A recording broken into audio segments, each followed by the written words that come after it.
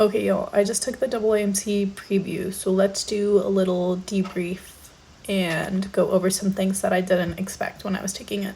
So first off, if you don't know, you take it on a proctoring service called Guardian, I believe is the name. And I personally hadn't used this proctoring service before, so I wasn't really sure what to expect.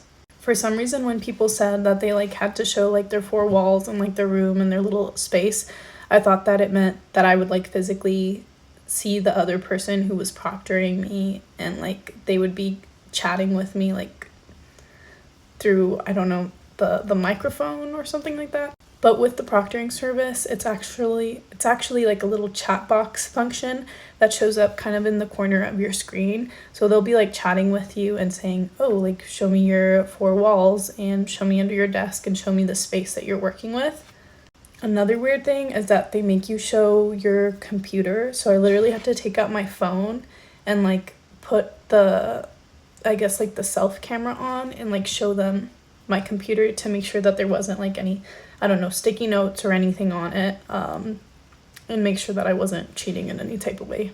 So yeah, that caught me a little bit off guard. It was also really weird to me at the beginning of trying to think through the answer choices and read through it in my head while I knew someone else was looking at me on the other side of things. That was making me a little bit uncomfortable at the start, because it just feels weird knowing that someone is watching you while you're answering. So another thing is you can't talk at all during the exam. So they will literally tell you to be quiet and stop talking. And if you don't, then there's a chance that your exam won't even be scored and it'll be flagged. So don't talk at all during yours.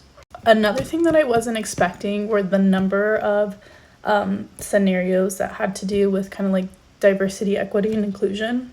Considering everything that's going on in the world, I for some reason assumed that they would be taking these types of prompts out, but they weren't, and they didn't for mine at least. So that was a nice surprise.